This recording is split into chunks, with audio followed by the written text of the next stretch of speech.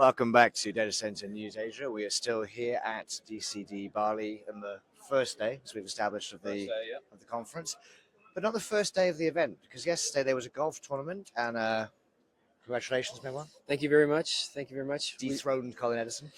We did, and I'm very proud of it because he's now on the same company as me, so I can officially nag him for about a year about who's the best golfer. Before we get on to the business stuff, you did want to address, there have been some rumors about the scoring. Yes, there's some discrepancies I want to address. There's some rumors, I suspect perpetuated by Colin himself because he won last year and he's a sore loser, that we've rigged the game. Those are false, fake news, folks. Not a lot of evidence provided there, but certainly a reputation. I stand by that. So, Ben, you've got a different name card here than last year. Last year you were here as AWS, giving the keynote. Correct. A lot has changed. Tell us a little about AGP and your new role. Yeah, so for those who don't know, I was the head of AWS data center design engineering team in APAC. And late last year, so actually not long after this conference, I changed to AGP. So I'm now the Global Chief Technology Officer for AGP Data Centers. So AGP, for those who don't know that company, there's multiple companies underneath, but there's a renewable energy company.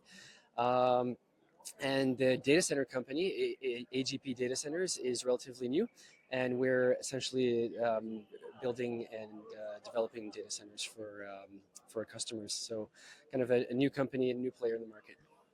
And AGP, which markets are you focused on? What's your, where are you coming into the market? So we currently are in Asia, but we also have a new team stood up in the US as well. So we're kind of following the renewable energy team, right? So we've got teams in Europe, we have teams in the US, but also we're within markets within APAC, specifically India and Australia. So currently for our data centers, we're in those two markets as well, India, Australia, but we're also hotly contesting in Japan as well. Oh wow, exciting! And in terms of what do AGP bring? Is it scale? Is it speed? Are you doing edge? Tell us a bit more about the kind of business model and what you're going to customers with.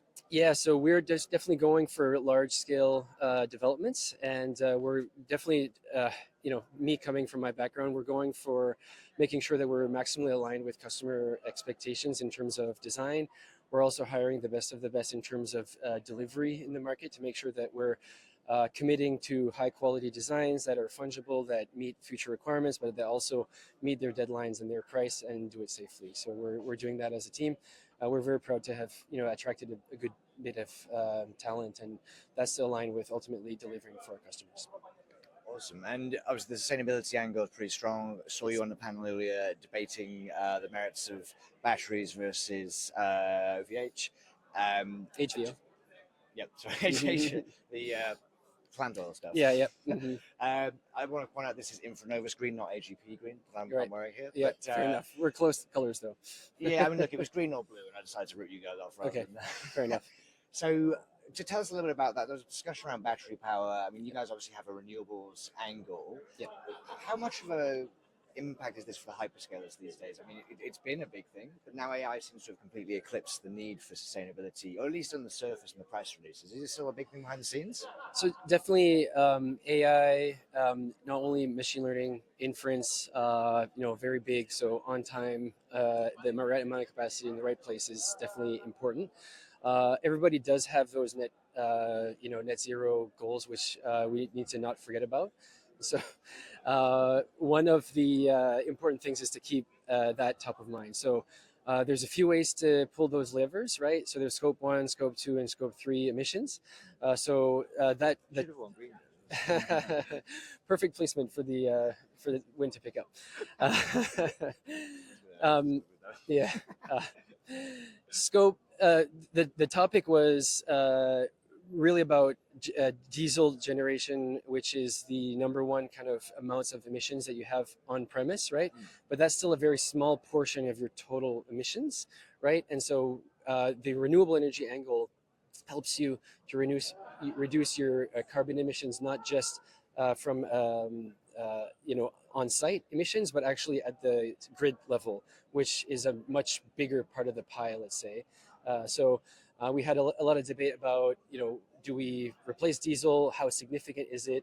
I think there's a path, and as technology for HVO is evolving, certainly it's part of that path. But the end goal is certainly looking at some sort of battery technology to make sure that the grid and the outages and those ride-throughs are done efficiently.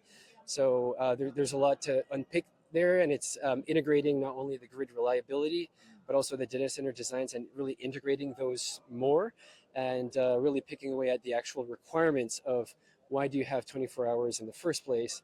Some countries need more for obvious reasons. The grid aren't reliable, but some countries, like for example Singapore, have very reliable grids, but we're still kind of applying that 24-hour on-premise backup standard. So there's a lot of discussion and debate about which way and where should we spend our time and efforts. I think there's a path to get there. HVO might be part of that path, but I think the end state, there's definitely batteries will help you get off of carbon emissions for as long as possible. And you mentioned before, like the two markets you first mentioned, obviously India and then Australia. Obviously, two very different markets. Yes. Grid reliability, etc. Very, very different. You kind of touched on it already, but like, what are some of the other factors that you're having to think about when you're looking at sites or opportunities with very different landscapes? Right. So yeah, every market is different. It's got its own flavor. Japan's the same, right? So definitely from AGP's roots actually based in India. The founding partners all had successful businesses that were born out of India. So there's definitely local expertise, and you can't do everything from, let's say, your central team. You have to rely on local partners, and that's a very important thing. So yeah, we definitely need to do that. So bringing your global customers, making sure that you're being taken care of locally, but that you're not, but you're also kind of filtering out some of the local intricacies, and you're building a good bridge for your customers. So that's a good middle ground to make sure that we're delivering for our customers. And in terms of, as you mentioned, delivering for your customers, not too long ago, you obviously were the customer, one of the biggest customers. Yeah. Like what's been some of the new challenges or the new differences, apart from dealing with this tree? What have been some of the new challenges that you've seen coming from, not from the customer side of you, but coming from like the other side of the fence, I suppose? Yeah, so I mean, definitely when they in a way dictate what the market is doing, right? So in the sense of they're still working on figuring out how much liquid cooling, which rack's going to go. Is it going to be air cooled, liquid cooled? And so figuring out what that fungible kind of design looks like to enable that to be done predictably and quickly is difficult. Add the layer that you need to be in the right market with right land parcel with the right amount of power, adds a level of complexity and planning, of course. But on the flip side, they are battling for global resources, right, in terms of their in-house resources. And so being a local partner that can be a trusted pair of hands that can execute in a specific market that is traditionally harder for, let's say, an American company is, I think, a big value proposition. So kind of being that partner, that trusted pair of hands, and being in the right place first with the right amount of power, with the right form factor is before that. So sounds simple when you say it like that, Ben. Simple. We'll do world peace next. Awesome. Well, thank you very much for coming on the show. I'd like to thank the tree, which was not a paid actor, but I think it couldn't have asked for more stellar performance. Congratulations on the golf. Thank you very much.